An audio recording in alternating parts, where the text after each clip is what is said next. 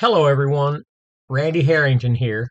Tonight's video, it's really just an audio recording from a radio or a telephone interview I did with Ed Smith. This was only about 3 months after he began uh, our conversations over the phone and going over the details of their operation. The video that I posted previous to this was at the end of the 4-year stretch when everything came to a head at the end, and then they dropped off the face of the earth. But this here was recorded at the beginning of the relationship, and I challenge you to listen to the details of their operation and try to look for red flags. Seems extremely intelligent and detailed in many facets of research and techniques and collection evidence, things like that. This is a very telling interview, very informative, and I still use and utilize some of the things that I learned and discussed with Ed Smith. So sit back and enjoy. All right. Well, over the past few months, Ed and I have spent a huge amount of time talking on the phone, almost on a daily basis. And even though I haven't met him in person, I really feel like I know him very well just from our conversations that we had. And he's going to be the person of interest on our show tonight. Hopefully after this show, the rest of the community will know him.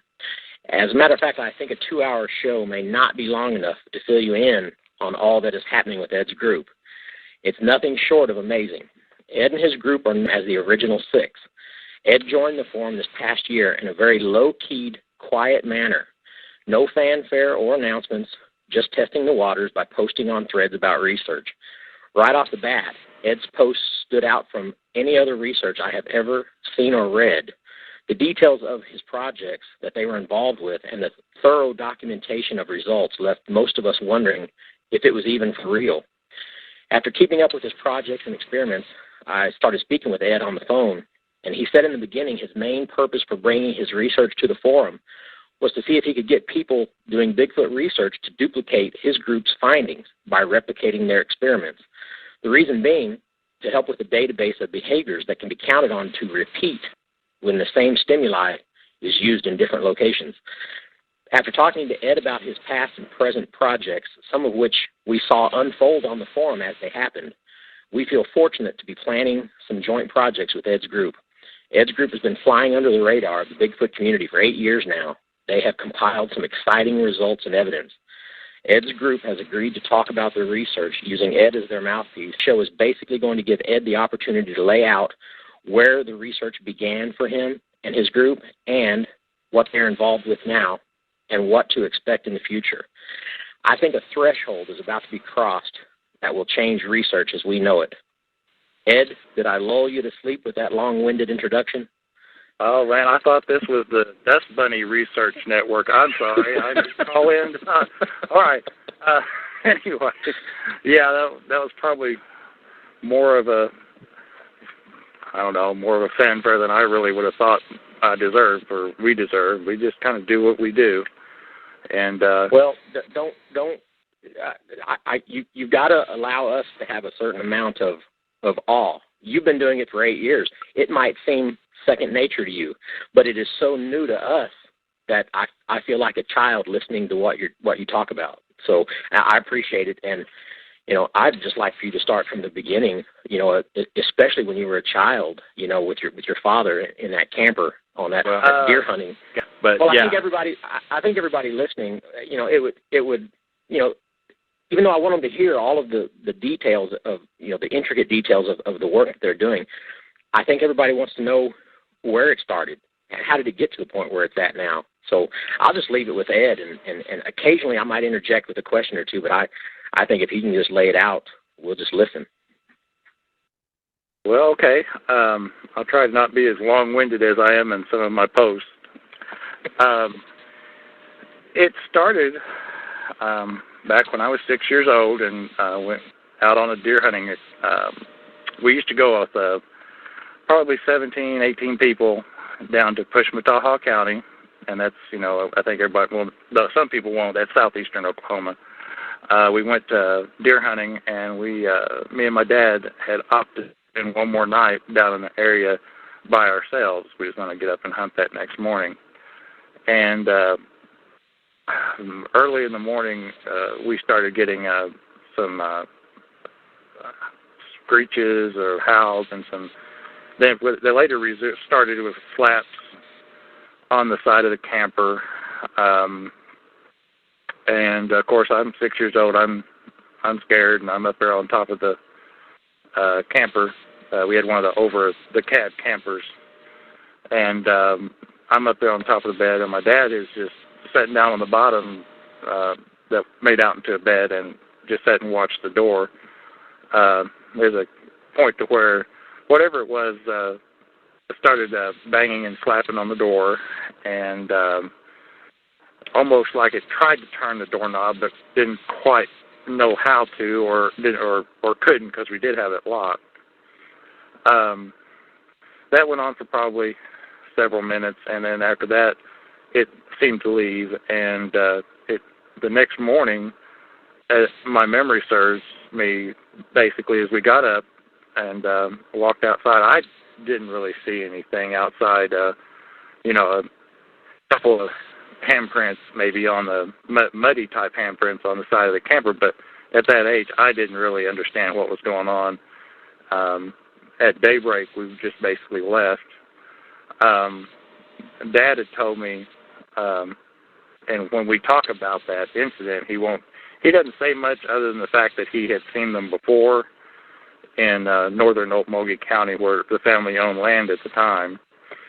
And this is, mind you, late 50s, okay? So we're not talking about any recent report or anything. That kind of, scared the pee-wadding out of me, and it kind of just faded from my memory and from my thought process. And we did watch me and my dad used to watch scary movies until late nights on Saturday night and the weekends, and we did ended up watching The Legend of Bogey Creek, and then when came out in 75, I believe. I think its name is Sasquatch Legend of Bigfoot. It was a docudrama about a team of scientists and wildlife observers that went up into somewhere in Canada. Let's say it was like Alberta or I can't exactly remember where in Canada they went to. It was a docudrama. It was fictional, but it was very, for the lack of a better term, motivating to me to see a group of people approaching something so scientifically outside the realm of a quote-unquote monster movie or anything like that. Even though they had archaic electronic devices by what we have today, it really set the tone and the motion in my mind that, this could be something that we could do for real. And I always kind of kept that in the back of my mind, and occasionally made a note or two and kept it in a journal that I still have. But then it kind of again faded from my thought process. And when I got out of high school, I went to college down there in Tahlequah, a very beautiful, beautiful part of the state, and had an experience sighting, an encounter. I would consider it encounter, not much of it. I would say more of an encounter than just a sighting. The best I can put a term on that encounter was very brief, but not any length. It's very serene and very, very euphoric in its nature and its onset and resolution to as it walked away. And I thought, well, now that's pretty cool, and that's really interesting. It didn't sink in until a lot later in my life that what I saw was what could have been what was outside that camper. Until almost 3 months after that incident, that I had a rather hair-raising encounter that I really don't necessarily like to talk about today, but I will. Other than what I posted to the forum, but it really scared the jonkers out of me, because for those of us that have been fortunate enough or blessed or in some instances cursed with having an encounter with these wonderful little, I call them little, they're not little, these wonderful creatures that we have out here in nature, it's really something that we really need to treasure and really need to sit down and keep a record of,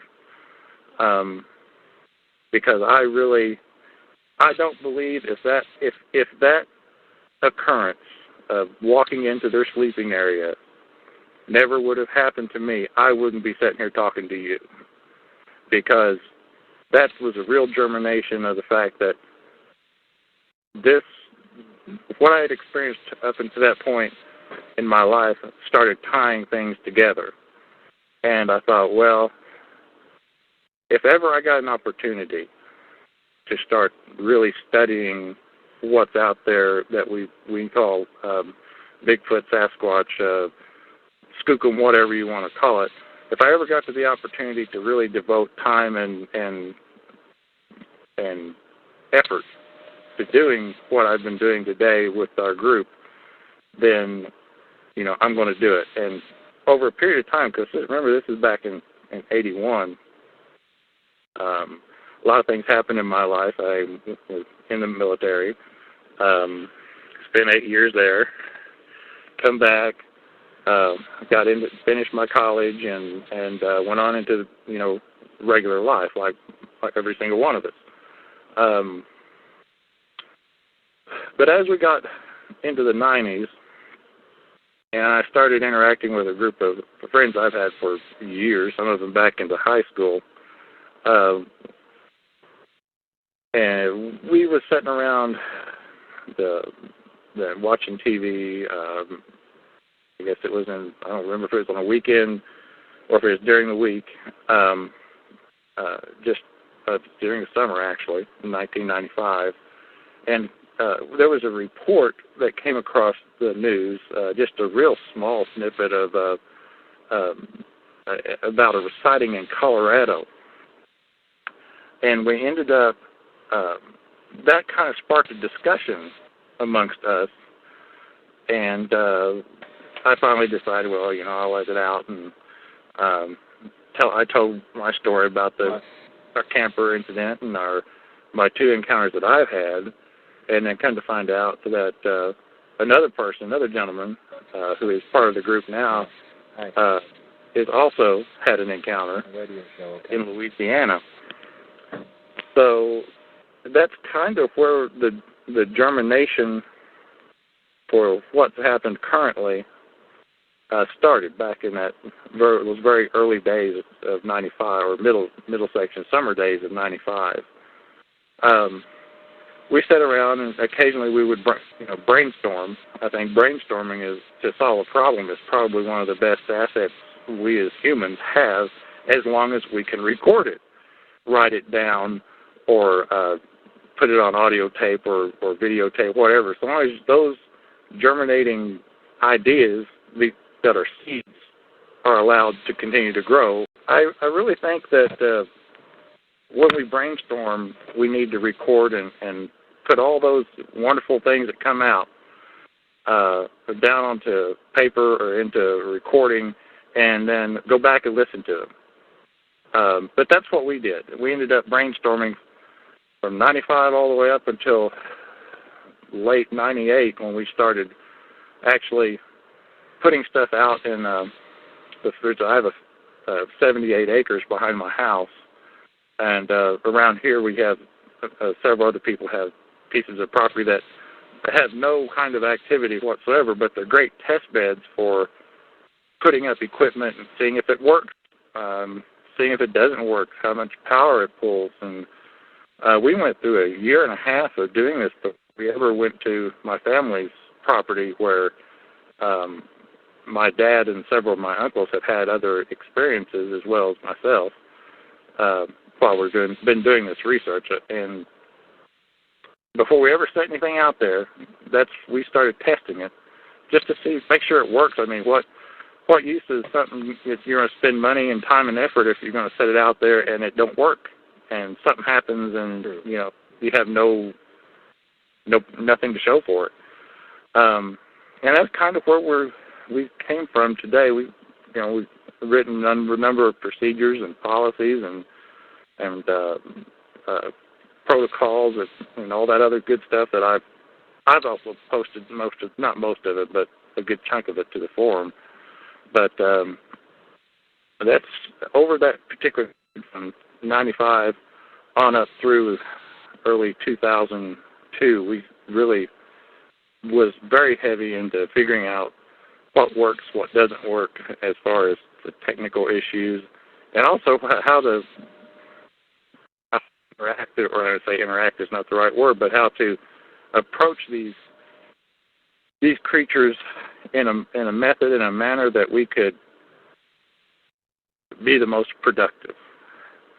And I know it seems like a lot of stuff that we've thrown out there on the forum that has worked and produced results, that we're getting results. We had, everything we did was positive. We got a lot of stuff that just didn't work at all. And I debated about dumping all that stuff out there on the forum, and I was like, well, if we put a lot of stuff out there on the forum that doesn't work, then that just kind of defeats the purpose. I'd rather try and give you the stuff that does work, or that we feel that we know that works, instead of inundating the forum with a bunch of stuff that doesn't. Go ahead. In that line of thinking, where you spend all that time experimenting on your 78 acres with different types of equipment, is that where you came to the realization that the type of cameras and game cameras and infrareds and stuff that is prolific in the research community these days are basically useless? Infrared question wasn't answered, in our perspective, wasn't answered until 2003. We still had infrared cameras out there. And in some ways, and I can talk about it now or talk about it later, in some ways infrared can be used to your advantage, namely with the infrared chemical light sticks as attractants and as curiosity devices, because we really have to play off these creatures' curiosity.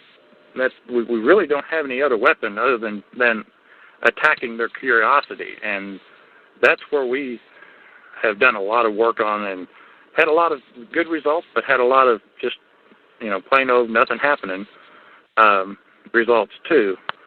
But I think that as researchers, in general, we need to attack that situation and attack it with as much furor as we can, because that is their true weakness, is their curiosity. Well, you say you got started in 2000 with your group, and you were talking about learning the difference in whether the infrared was going to work by 2003. At what point after you guys got this started did you get your first significant proof that led you to believe that you were approaching this the right way, and what was that proof? The first significant proof that you got in your experiments. Early 2002. We had bought our first night vision piece of equipment, and we utilized it in an area that had a pond. There's a large pond, and eventually we ended up utilizing that area for the hog pen experiment, which I think a lot of you probably read about on the forum. Yeah. But in the same area, we was actually able to watch targets move across the field into the brush line that seemed to be following deer. Had several deer move through the area, probably about 2 points. Hang on, I'll look at the database. They followed the deer about around 2.5 minutes, 2 minutes and 37 seconds after or before they did the field view of the camera, and we wasn't really all that close. We was within. The camera was set at 5 and about in the stand. We used a lot of tree stands at that point. We don't use them as much as camera towers, but we had cameras up in tree stands on the other side of the field, and we was actually able to zoom in and get some pretty good footage and pretty good resolution.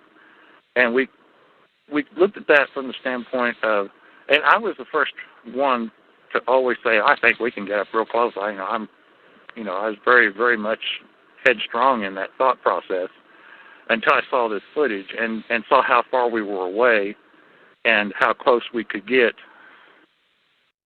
just using technology. And that galvanized a lot of our thought process, and we really started moving towards the realms of being in a standoff mode, meaning distance away, and allowing our technology to do the observation for us, even if the technology is closer to the actual targets than we are. So really, we started removing our human presence, us, further back from our observation process or our surveillance, and allow the technology to either get close or to be able to go close, meaning zoom in and become locked onto those targets. That's kind of the point at which we really started changing our thought and saying, well, we really need to either do, either ramp up the process of acquiring the technology to do these long-range observations, or we need to either come up with a plan to set the technology closer and allow us to set back, which, of course, put us into the wireless area. And we tried all kinds of wireless. I mean, from the Walmart to all the way up to me calling Cisco's director of I think his title at that time was Information Technology. So we ended up really spending a lot of money on things that did work, and which is about 20% of, and about 80% that just didn't fit the bill. It wouldn't hold up, just wouldn't do what we wanted it to do. But we did a lot of trial and error and kind of got it to a polished art today. So you would say that the cornerstone to a lot of your research, other than the definite blood and hair samples, the cornerstone is the thermal imaging videos that you have obtained. Now that was night vision that I just discussed with the. Okay, night vision. That was night vision. That was not thermal. Mm-mm. Okay. That was your second generation night vision, which was expensive at that time. But that's really what the idea was. We shifted our thought process at that time to we need to remove us, the human contact, and set it as far away from the targets or the hopeful target area, where the area where the targets would come through, and use the technology to allow us to be out of the target area and allow the technology to remain in place and be able to monitor it in real time. That was very key, because we observed this happening in real time, and we thought it was very neat to be able to see the deer as they moved through. We had no idea at that time that what was following them. We had no idea, none. Which you can imagine how we reacted, but at the same time, we had to use that as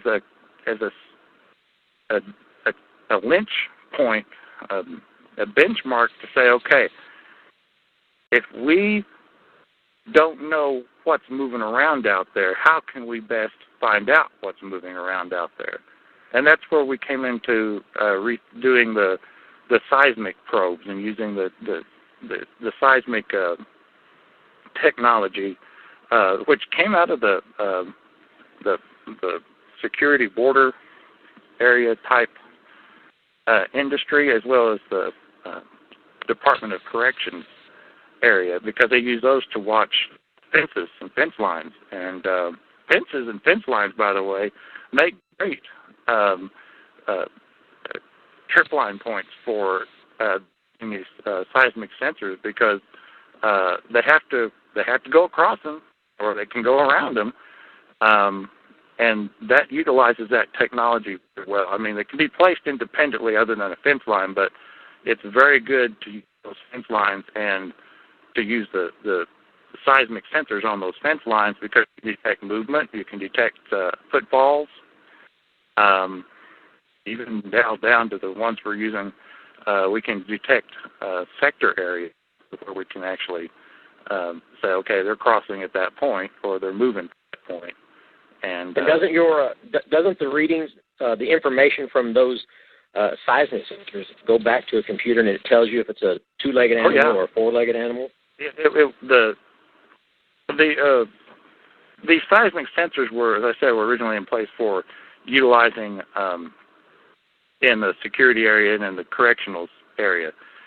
The manufacturer of this gives you the ability to look at a seismic pattern to know whether or not it's a dog, a deer, four-legged animal, or a two-legged possible escapee or whatever.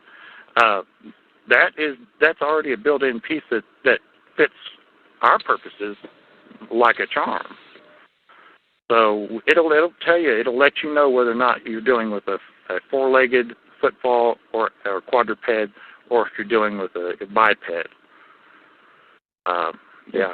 That's a really neat piece of software that also incorporates through the database a timestamp that allows us to receive a timestamp from the timecode generator, which locks all these events together. That's another important thing. So at the same time, you are monitoring the area with video, whether it be thermal or night vision or whatever. You'll get a timestamp if something walks through the area, and you can line that up with the video and put both together in the same spot.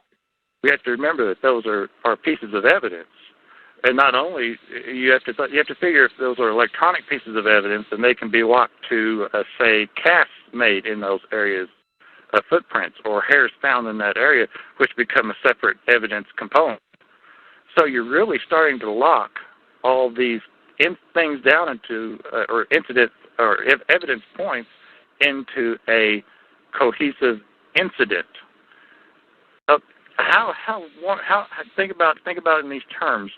How great would it have been during, let's say, the Roger Patterson film, if we had a time code running on that we had a microphone attached to and heard to the footsteps, or maybe even the sensor patterns from the seismic as it moved away, or even it had to have been pulling down trees later on, or maybe even vocalizing at that point, being able to sectorize the sound captures, and all this being together.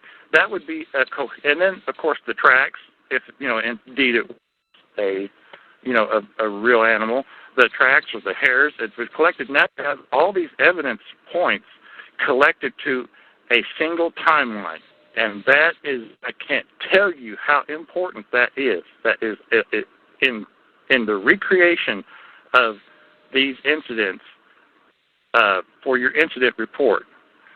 I can't tell you how valuable that one little, those four numbers, four groups of two,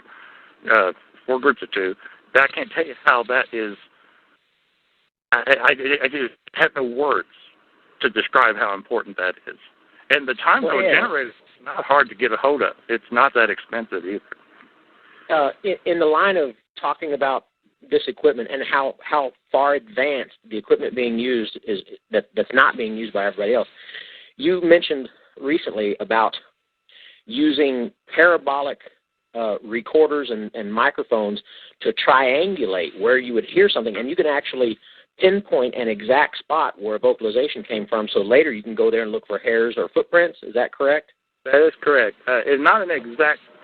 When you say an exact spot, you need to give the preference a little, disclaimer there that it'll get you to within a half an acre, and that's close enough. Okay. Okay. That's a half an acre, and because an acre is not that big, it'll get you within a half an acre, even if it's in thick woods. It'll get you into you can definitely investigate where something was standing if you had an idea within a half an acre. Okay. Yeah. Mind you, that's only about 21,000 square feet. So that gives you a little idea of what typically you can get. If you triangulated a vocalization coming from a certain half-acre area and it's in a field and you go to that area and you see one matted-down spot, well, then it's pretty easy to deduce that matted-down spot is where it came from. That is correct. And you have to be able to look at frequency, amplitude, and duration. And you have to be able to process this information on a timely manner, especially if you want to be able to get observation in that area. We started out by using 6 microphones mounted up on a 4-legged deer stand. We started out with 6 of them, and we've later changed that to be 9 because we get better, use the word resolution, but we get better triangulation data off of that. And we'll set 3 of these up in an area separated by a minimum of 600 feet, and it's best if they're separated by better than 1,200 feet. To listen to the area in a 360-degree pattern, and then once we receive vocalization or a tree knock or a tree snap, anything in the area, those microphones will pick up a direction. Each tower will pick up a direction, and we'll be able to take, using our multi-track recording software that we have, and look at the frequencies and look at the amplification, and we'll know, because we have them, all the mics marked as to what polar degree area they're pointed in. And we can, take these towers that have been placed into an electronic map and a GPS coordinate, and then draw a line from those towers through that polar area, the polar sector, basically. And wherever those polar sectors cross, that intersection, is the spot that you need to go look at. You can then place a GPS coordinate. This is not outside the expense of the microphones and the expense of the towers and the expense of the communications technology and the batteries. You can do this as a separate network, and I think you could probably get it done for in the $20,000 to $25,000 range as a separate network. But I'm going to tell you, it is the best thing that we ever come up with, because we're able to triangulate positions at tree knocks. We've been able to listen to tree knocks and find out that half-acre area, and go looking and find out the impact where something had pounded the bark off of a tree. That's documented. We've had some impressions that we've not castable, but definitely impressions of something walking away on 2 legs. It's this stuff right here that we need to really. And I know that everybody thinks, oh, these guys doing lots of stuff, they're spending all this money, but you can do this with if you had three groups of people sitting out there in the woods listening with 1 or 2 of these microphones apiece. You can do this manually for very minimal amount of money. It just takes manpower, and then once you get the direction, you have to plot these polar plots in. And you can do that on a regular topo map, just like we used to do in the Army. Well, hey Ed, yeah. At what point did you graduate towards the thermal imaging cameras? Anyway, that's kind of when we started using thermal, and it was very rudimentary at the beginning. But it was mostly manual and recorded on site at position. So, but we started seeing the need to pull that onto the network, and it probably wasn't until, I'd say, 2004. I'd have to look at the notes to know when we actually started using it on the network, but it was in the 2004 time frame.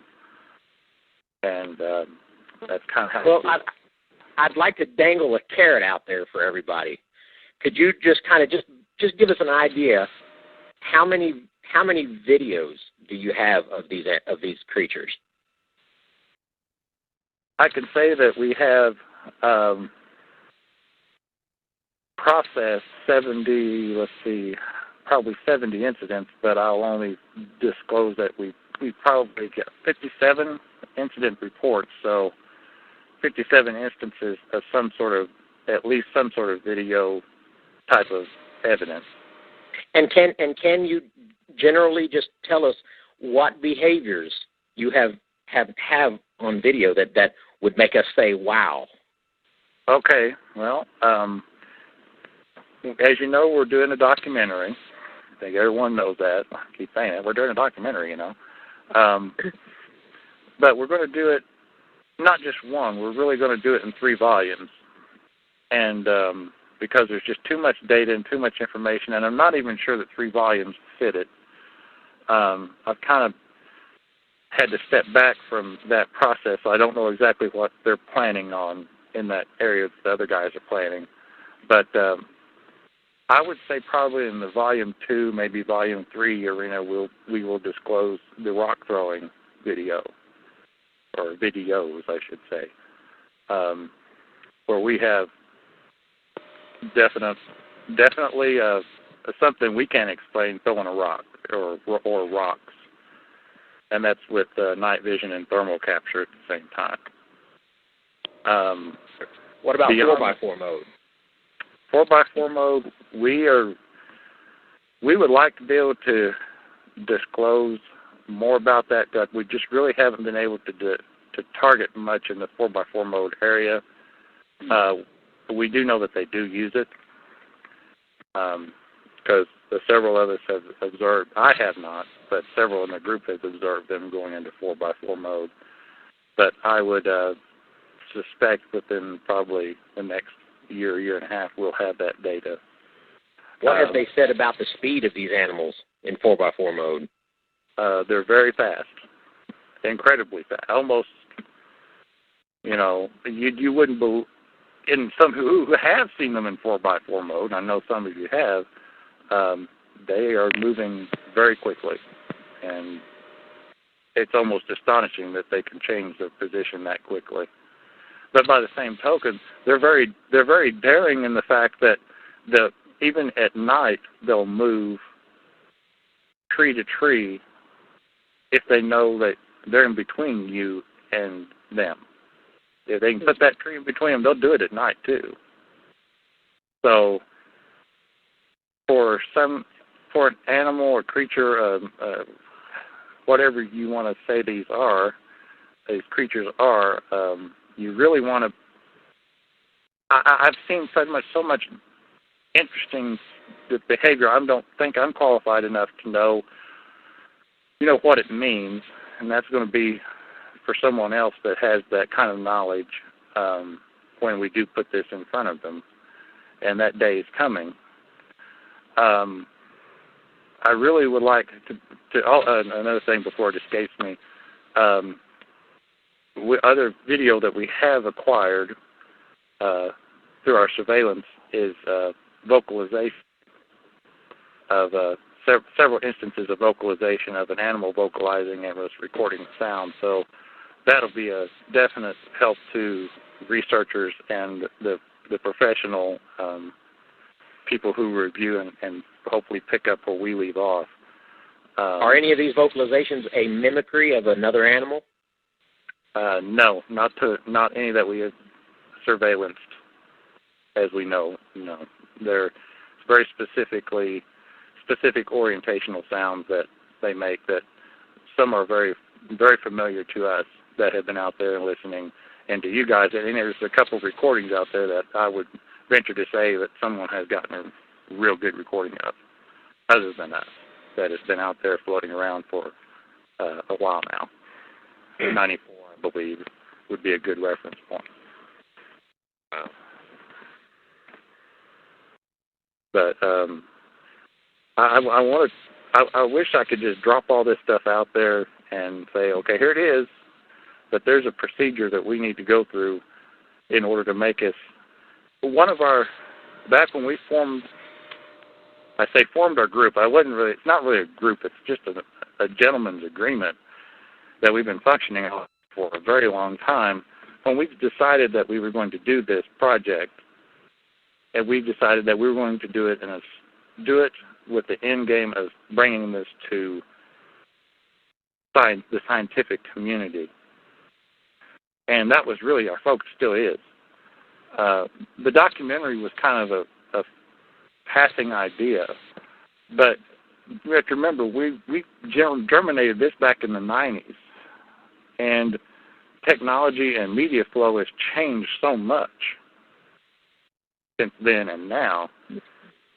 And, I don't want to sound like I'm a commercial person, but that we have to be able to recoup some of our costs and some of our investments. Sure. Because it is considerable. But I don't want to commercialize it either. That's the whole thing, and it sounds hypocritical to say, I'm going to put this to the scientific community, but I'm also going to do a documentary and hopefully make money off of it. Well, it's got to come from somewhere. And now, if by chance in a meeting that's going to take place next month, funds come from other places, there may be a shift. And now I can't say that's going to be a definite. I don't even know what they're going to say. But that we have to be able to at least recapture our costs somehow.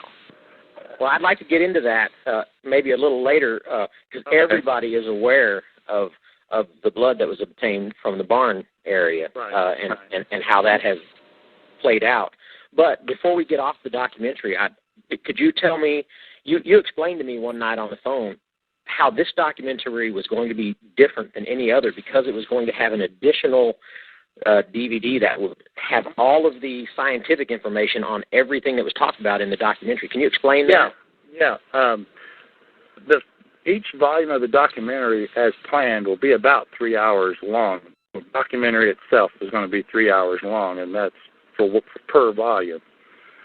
But there's a second disc that we're going to include, and that is all the unedited video, like from our night vision cameras and thermal cameras, anything that's captured and discussed, as well as the electronic footfall data, research notes, data, evidence collection, video diaries, all that kind of good stuff will be placed on that disc as relating to what incident that we talked about in the documentary.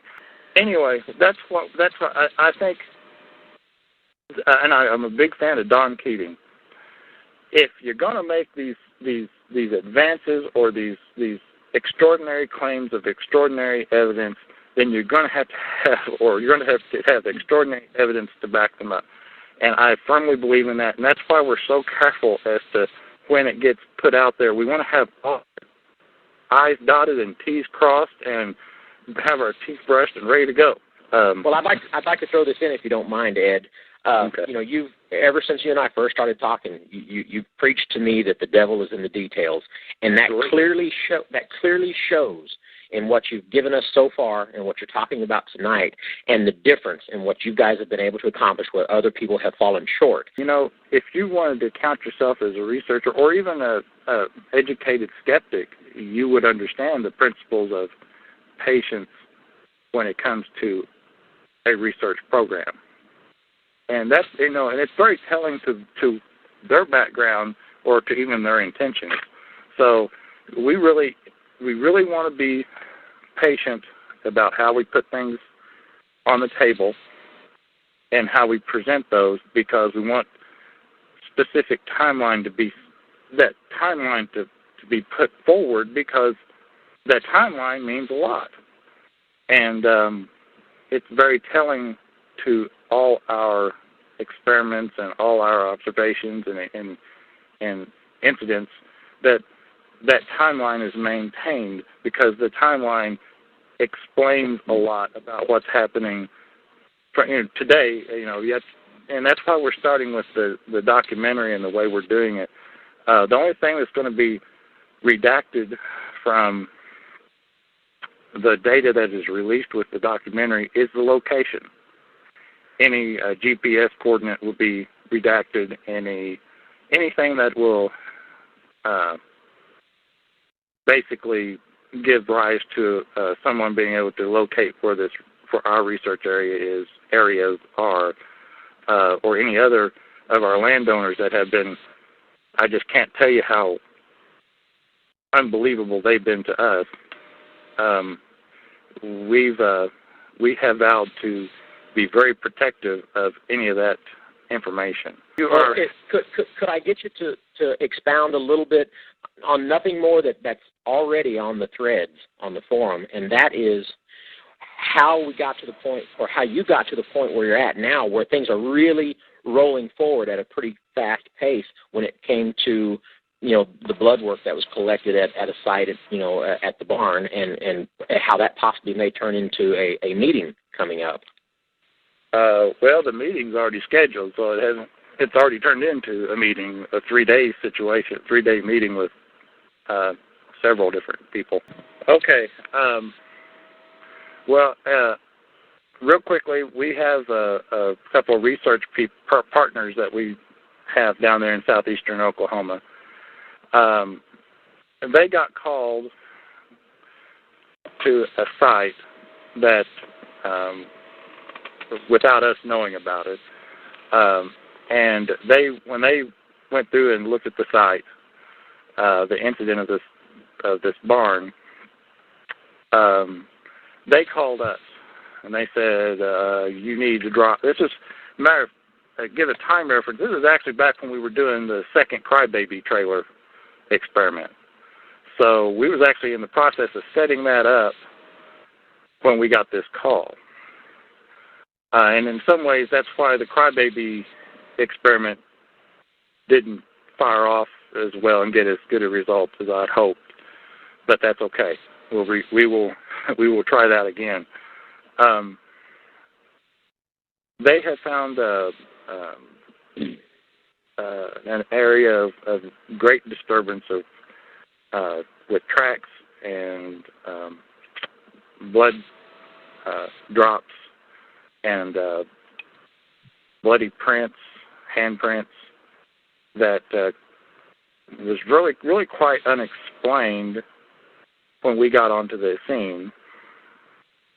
And as soon as as 3 of the members that were down there that got there before I did, when they saw that, they called me and they said, we need to really do this as a focal point of we need to declare a focal point on this. And then it's like, that's when I started calling other people that we needed help from. The blood that was acquired from that site, and I don't think I have enough time to cover the processes of how to collect that blood, but I will say that in your collections, you need to document through a video diary or an audio diary, preferably a video diary. You need to take plenty of evidential pictures with photo numbers in them and as rulers and all that kind of good stuff. You need to get that into your pictures and into your video. and as it was preached to me by someone, wear your gloves when you collect your evidence, period. No matter, I don't care if you're picking up a raccoon pile, okay? If you're gonna collect it as evidence, wear your gloves. Plus, if you're going to hopefully come across evidence that may be of a genetically testable, that means blood, tissue, hair, or anything that that may provide a DNA sequence from, or any kind of evidence like that. Okay. You need to decide on how you're going to collect. There are several methods before collecting blood. There's a company that makes these genetic, what they call them, a genetic pickup, and it's basically a sterile swab, cotton swab, and it has a plastic container at the end of it that snaps closed. We use these because otherwise, because you have to use, in order to collect certain types of blood as far as being dried, you'll need to resaturate it with sterilized water, and you can get those in ampules too from the forensic companies. You moisten that tip, and you'll basically roll it into the droplet of blood and pick up portions of that blood sample. And that's one sample. If depending on the size of the blood droplet or how much blood is there, you may do and should do at least 6 of them like that. But if you don't do or don't have these genetic pickups, then you'll have to take those swabs and put them into an area where stick them down into styrofoam or whatever, and allow those samples to dry.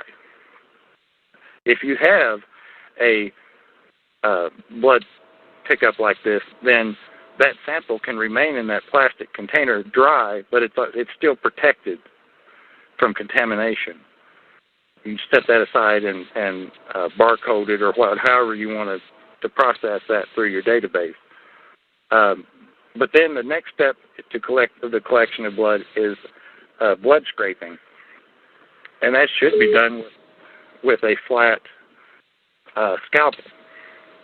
That flat scalpel, you should scrape inside the actual droplet itself, not from the outside in, but from inside that droplet to maintain that, or to keep you from scraping contaminants from the outside of that droplet into the actual sample you're trying to collect. Put that in a protective tube and repeat the process as many times as you need to. That's how we collected those particular blood samples, or any blood sample for that matter.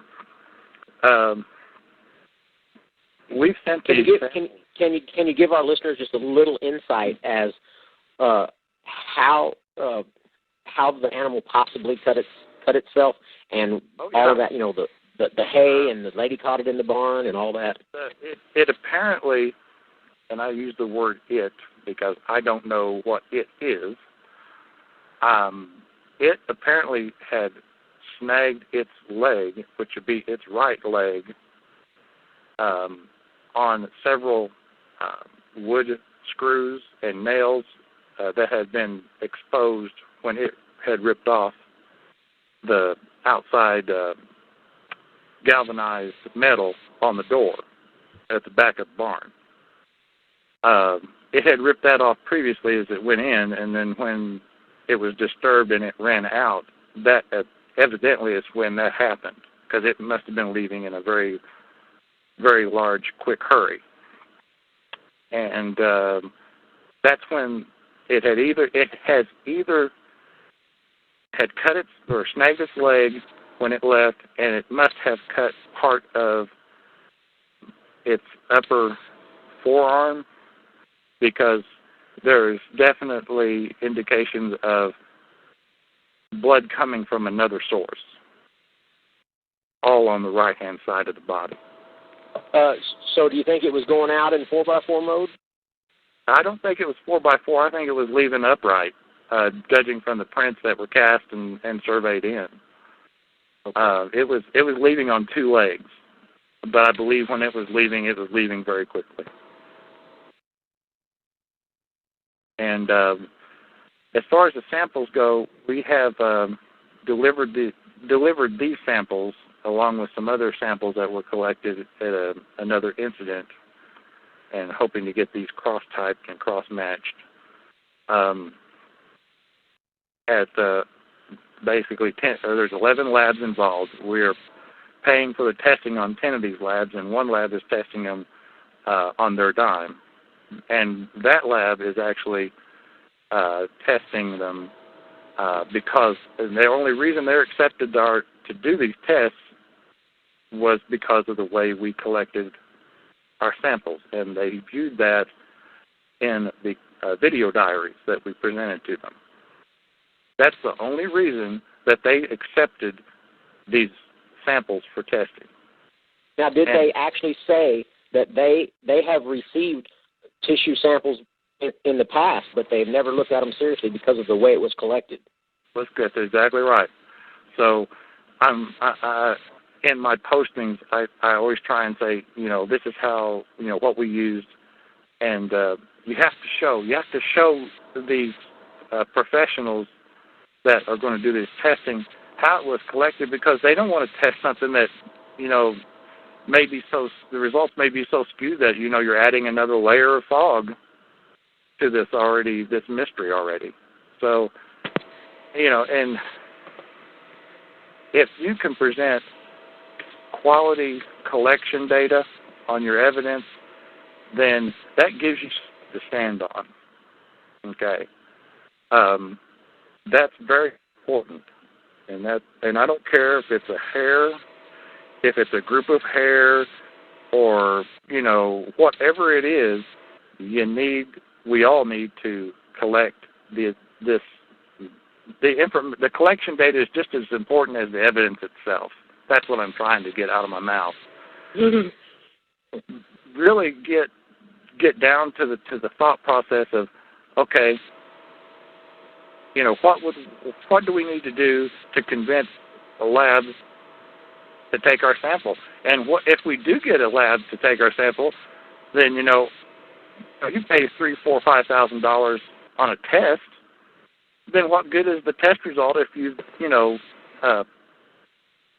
put it in a hamburger wrapper or whatever? You see what I'm saying? It's like, what good is the evidence that you collect if the collection process is already tainted? Can you tell people about the secondary evidence, the pig carcass? That we're not ready to discuss publicly. Okay. So we're not going to discuss that publicly just yet. All right.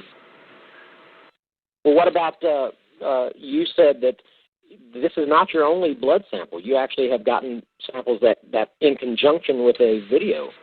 Okay. The barn evidence in its entirety was collected without any electronic surveillance or any electronic tied-together evidence that was there. We walked onto a scene of something that ran out of a barn and cut itself in at least two places that produced some rather large tracks with a rather large gate. That's all we had. Okay.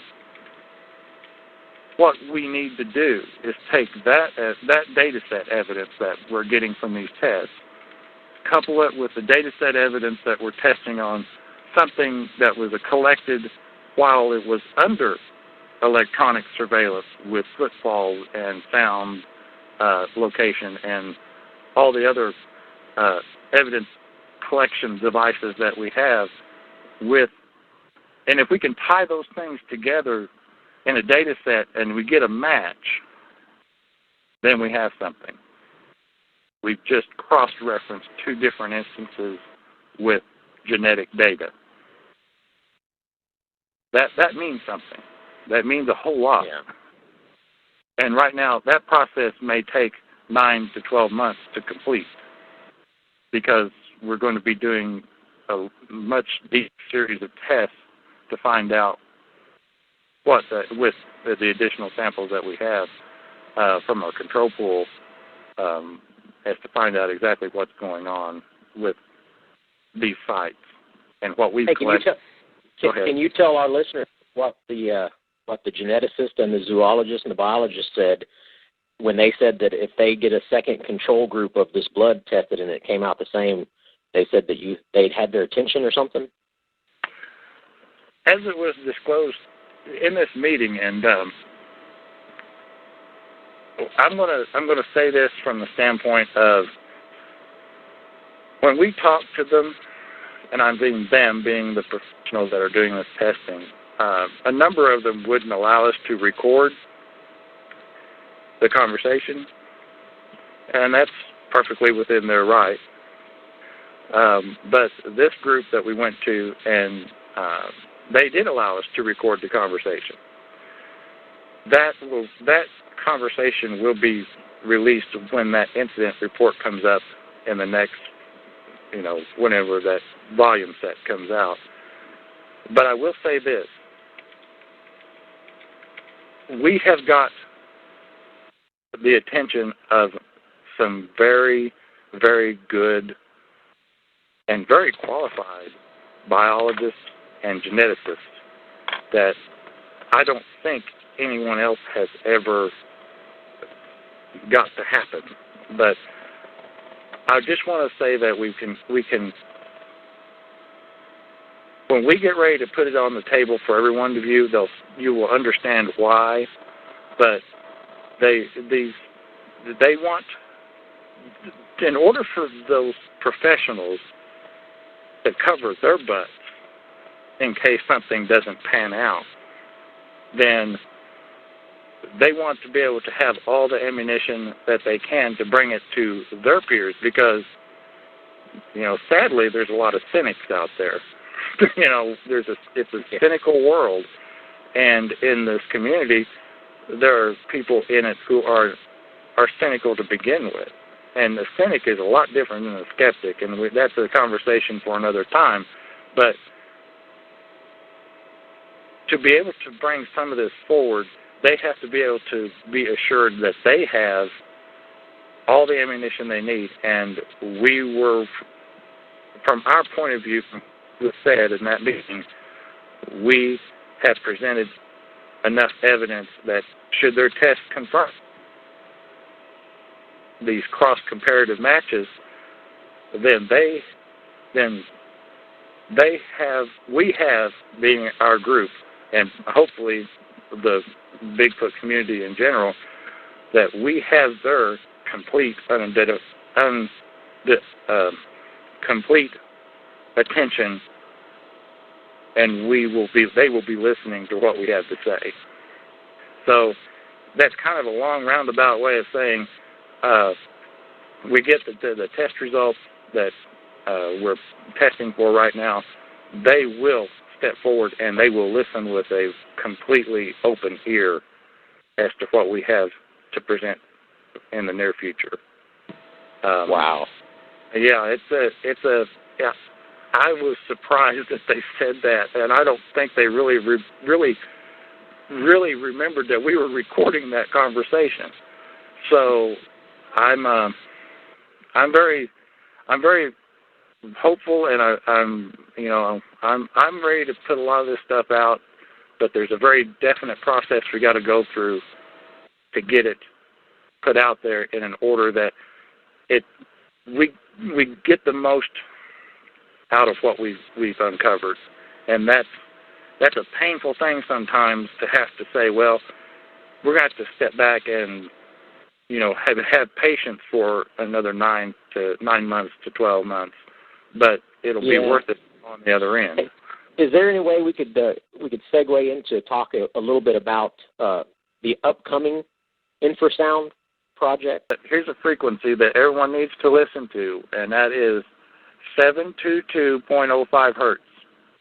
722.05 hertz, and anything to the 25 hertz and above and 25 hertz and below. If you got something in that area that's a very tight pattern, then you're onto something. You need to take heed to that. We did an experiment involving a remote campsite where we played conversational German and French and Spanish and all kinds of other languages, to include Japanese. We got the most response, vocalized response, when we were playing the Japanese, the conversational Japanese. Right. But remember, 722.05 hertz and 25 plus or minus that.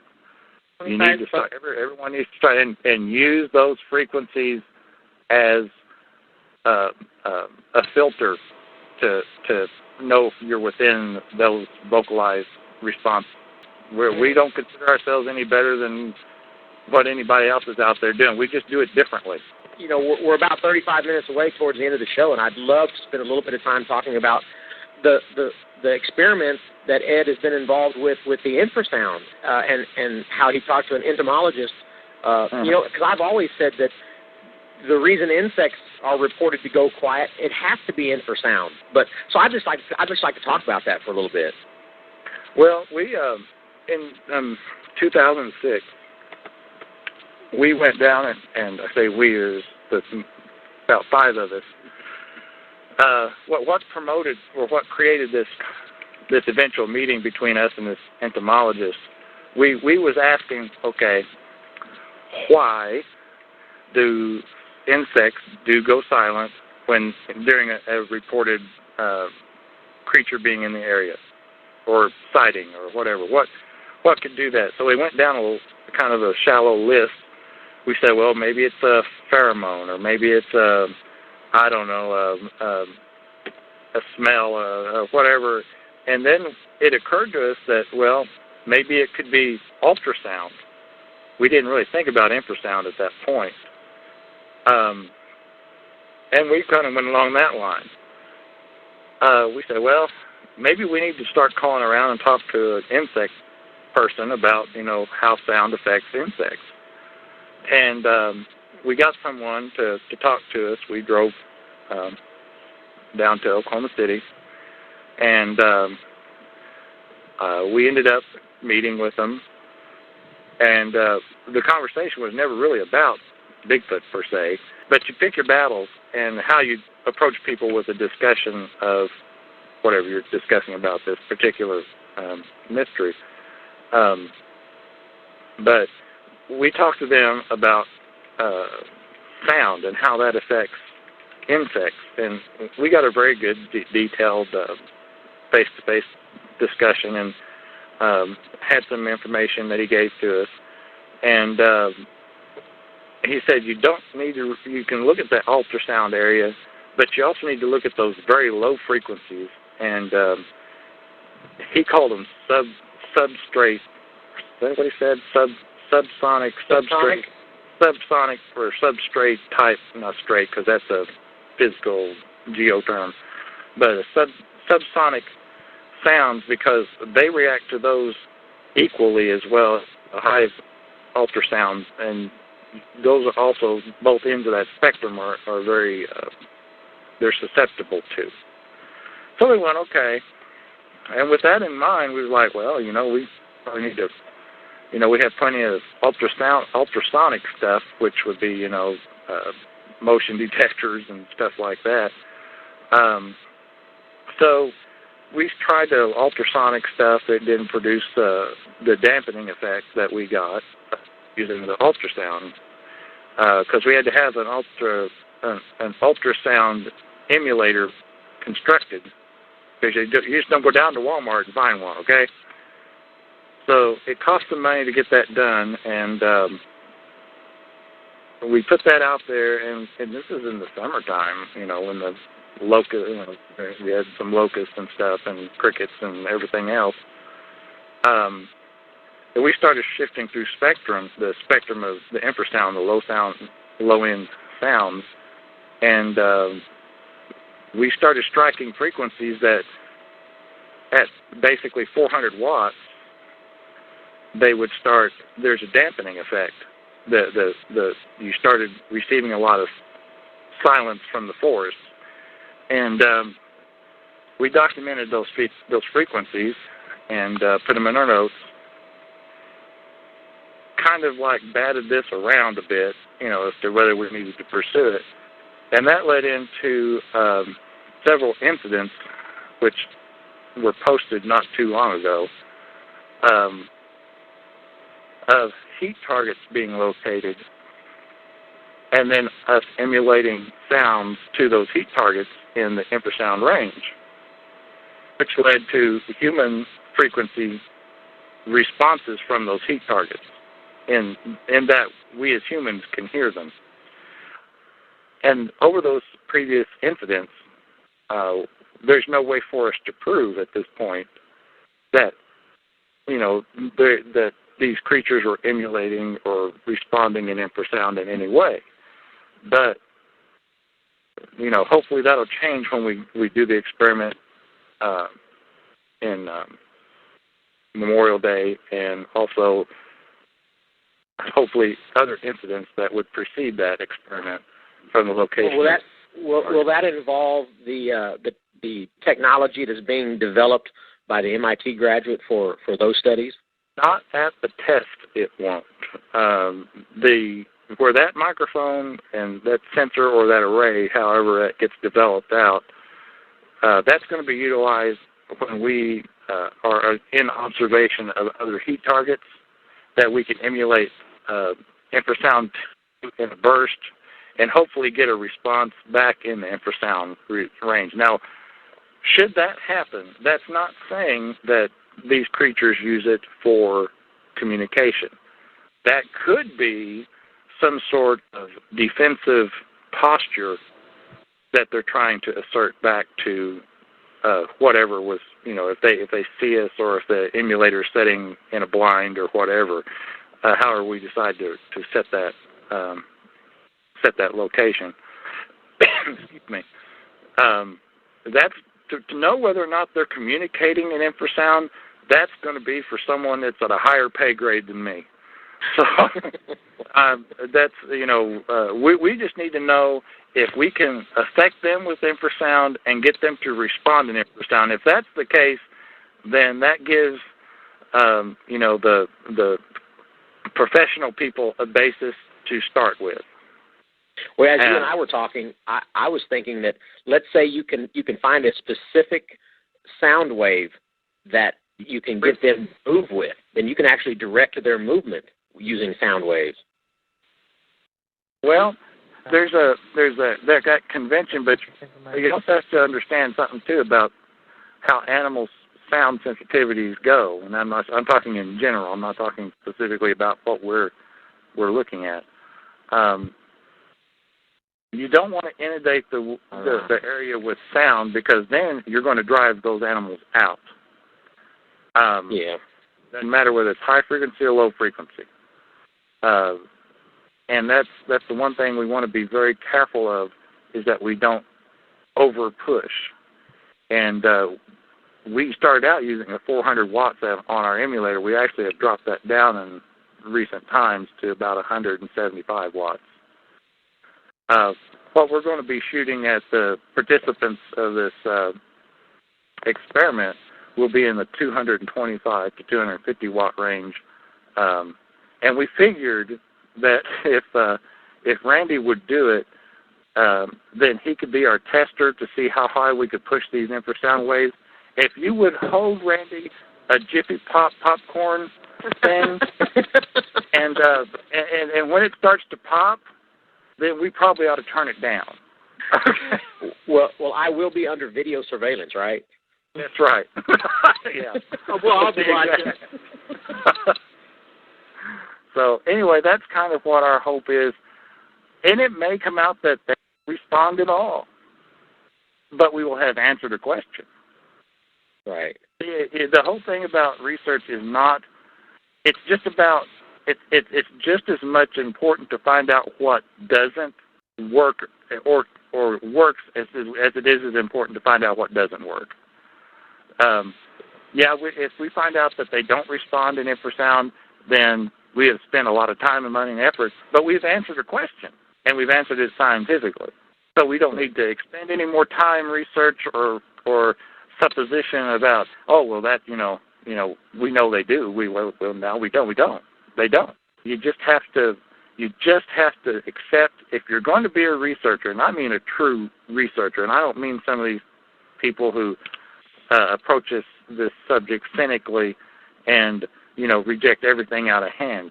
If you're going to be a researcher, you're going to have to accept that some things don't work, some things don't work, and if you're a big proponent of infrasound working, you're going to have, if it works out that they don't respond back, you're going to have to let that go. That's a hard thing for people to do, and we're just going to have to do that if in fact that does come to pass. Not only is it reported multiple times during an encounter that insects sometimes go quiet, it's also reported about people feeling bad, overwhelming fear, and those type of things. And just to let people know that the military in the past has worked with using infrasound as a riot control and crowd control, and it uses those same sounds, which makes people feel nauseous and needing to vacate the area. So there may be something to it, as far if that's what you feel like when you're around one of these animals and insects go quiet. It's highly possible that it may be an infrasound. Yeah, it's possible, but there's no way to prove that until we, as far as our group is concerned, we've completed our experiments. Then I could spend, I'm on the fence. I'm very much in the middle to whether they're communicating or using it as a defensive tool. So I don't know. I mean, this is what we do as researchers, trying to answer a question. As to whether it's the answer you hope that you come out with, or you've proven to yourself that, hey, it just isn't working. It just doesn't work like that. So we just have to be, we have to be as centered as we can as researchers. I guess that's the best way to put it. Accept what works and accept what doesn't work. Because if we're out there doing the same thing over and over again that ain't working, why are we doing it? Yeah. Hey, in that line of thinking, somebody was asking about any particular odors or scents that really brings these creatures in. And I know that you've mentioned on some of your threads, on some of your projects, you've got several baits that have been very effective. Can you explain some of those? Cabbage and coarsely ground cabbage and coarsely ground garlic. Mix it together. Hang it up in a fishnet bag, or you can use pantyhose. Hang it up in there, but when you grind it, don't drain it really well. Do it like within the 24-hour period before you go out there. Don't let it be much older than that. You want that kind of aroma to hit the air. Also, this is not in the thread, but bok choy works. If you use bok choy and garlic, that also is a good attractant. Beef liver and a liquid smoke, excellent. Stay away from the scorched flour. It's just don't. That's the best one. There's several more out there. Aggressive. It promotes some aggressive behavior that you really don't want to be around. Coarsely grated cabbage and the coarsely grated. Get the elephant garlic, that big old. And if you guys, if you don't know what elephant garlic is, ask your wife. She'll be able to direct you to it, I'm sure. But it's like a clove of garlic on steroids. Okay, grind it up, put it all in there, mix it together, and put it up in there, and then hang these from your camera stands or your wherever you're baiting to. And put when you take them to the field, put them in the ice chest, much like all your other stuff. But keep that chest sealed until you get to your bait station, and then remove it and put it up there. I know a couple people have been using that, and they've took it out of their ice chest where they're actually camping at, and they've took it with them, and that's probably not the best way to do it. That just take that ice chest with you if you can, and release that odor from your bait station. About attractants, and we got into a discussion about breast milk, which is not, people go, oh, well, it's kind of a strange thing. Well, not really when you consider breast milk has pheromones in it as well. So, and your primate pheromones, because guess what we are? We've taken breast milk and sprayed it around certain experimental areas and had really good results from that as an attractant. But here's another one that if you take original Dawn dishwashing soap and mix it in the proportions that I think it's I want to say it's like a quarter of a cup, or I can't remember what it was exactly, quarter of a cup to the rest of a big quart of water in a spray bottle and spray it along your fence line. That or a fence line that you're watching, put it under observation and surveillance.